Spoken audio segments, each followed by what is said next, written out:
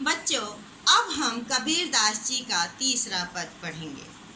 इसमें कबीरदास जी ने बताया है कि संसार के अधिकांश लोग स्वयं की ताकत को नहीं पहचान पाते हैं और ढोंगियों के चक्कर में पड़ जाते हैं, जिसके कारण उन्हें अपने अंतिम समय में पछताना पड़ता है।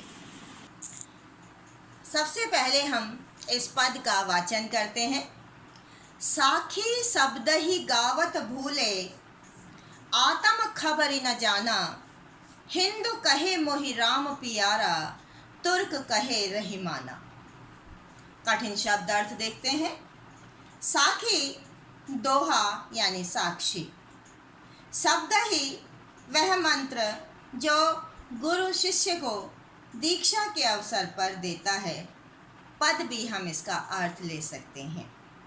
आत्म आत्मा, मोहि मुझे, कहे कहता है, प्यारा प्यारा है, तुर्क मुसलमान, रहीमाना रहीम यानी अल्लाह। इस पद में कबीरदास जी ने धर्म के नाम पर जो बाहरी आडंबर इस संसार में हो रहे हैं उन पर तीखा प्रहार किया है। इसीलिए वह कहते हैं कि साखी शब्द ही गावत भूले, कि संसार के लोग साखी और शब्द गाना भूल गए हैं। आत्म खबर न जाना, और वे अपनी आत्मा के रहस्य को नहीं जानते हैं। आत्मा के रहस्य को नहीं जानते हैं, इसका क्या मतलब है?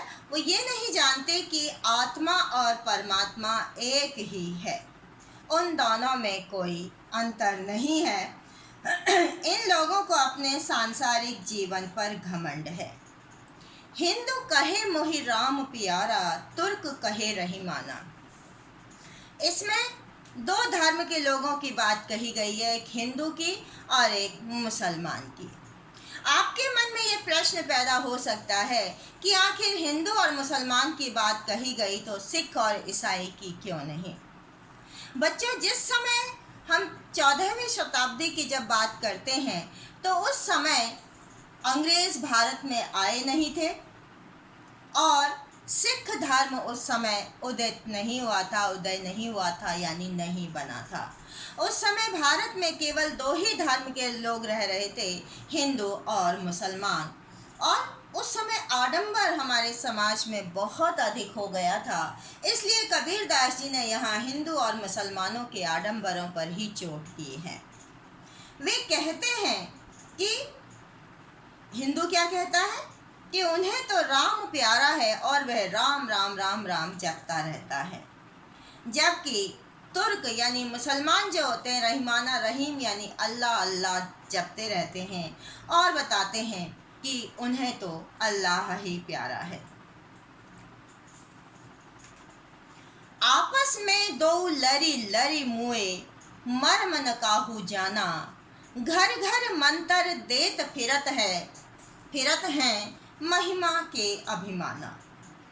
आपस में दो लड़ लड़ मरे, आपस में दो यानी दोनों, मुए मर जाते हैं, मर्म रहस्य को, मंत्र महिमा अपने गर्भ में, अभिमाना घमंड। क्या है आपस में दो लड़ी लड़ी मुए? कि जो हिंदू और मुसलमान हैं वो दोनों आपस में लड़ लड़ कर ही मर जाते हैं। क्यों? क्योंकि दोनों ही अपने धर्म को श्रेष्ठ बताते हैं, एक दूसरे से अच्छा बताते हैं और आपस में लड़ते रहते हैं, लेकिन वे ईश्वर की सत्ता के रहस्य को नहीं जान पाते हैं। वे ये नहीं जान पाते कि राम और रहीम अलग अलग नहीं हैं, वे दोनों एक ही हैं। इनके नाम पर लड़ना नहीं चाहिए। घर घर मंत्र देत फिरत हैं महिमा के अभिमाना। कौन महिमा के अभिमान में घर घर मंत्र देत रहे हैं? जो पाखंडी गुरु हैं समाज में, वो घर घर जाकर लोगों को मंत्र देते फिरते हैं। उन्हें अपने सांसारिक माया का बहुत अधिक अभिमान है। ऐसे गुरु अभिमान में डूबे हुए हैं। गुरु के सहित सिक्ख सब बूढ़े, अंत काल पछताना। कहे कबीर सुनो हो संतो, ई सब मर्म भुलाना। केतिक कहो कहा नहीं माने, सहजे सहज समाना। सिक्ख शिष्य बूढ़े डूब जाते हैं, अंतकाल अंतिम समय में, भर्म भ्रम में, संदेह में। केतिक कितना ही, कहो कहते रहो, समझाते रहो, कहा कहना, सहजे समान रूप से, सहज रूप से, समाना लीन हो जाते हैं। क्या कहते हैं?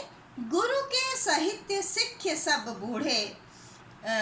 इसका क्या मतलब है कि जो समाज में पाखंडी गुरु हैं वो लोगों को घर घर जाकर मंत्र देते रहते हैं कि ईश्वर क्या है, और उन्हें अपनी सांसारिक माया का बहुत घमंड रहता है। जबकि ऐसे गुरु और शिष्य दोनों ही अज्ञान में डूबे हुए हैं। इसीलिए क्या होता है?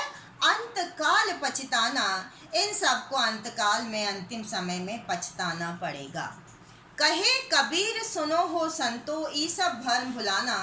कबीर दास जी कहते हैं कि हे सज्जनों सुनो, वे सब अपने आप को सब कुछ मानते हैं, ये सब भ्रम भुलाना, और भ्रम में डूबे रहते हैं, ईश्वर भक्ति को नहीं समझ पाते हैं, भूल जाते हैं। सच्ची ईश्वर भक्ति क्या है? सबको समान मानना, सृष्टि के कण कण में ईश्वर को समझना। केतिक कहो कहा नहीं माने। इन लोगों को चाहे कितना ही समझा लो, लेकिन ये सब मानते नहीं हैं, सच्ची ईश्वर को नहीं पहचान पाते हैं।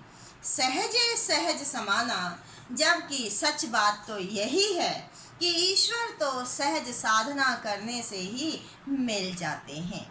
यहाँ पर कबीरदास जी ये बताना चाहते हैं कि इस संसार में सच्ची बात कहने वाले को लोग मारने के लिए दौड़ते हैं, उसे पागल कहते हैं, जबकि इन आडंबरों में जो लोग फंसा देते हैं उन्हें, उन लोगों को वो सच्चा मानते हैं।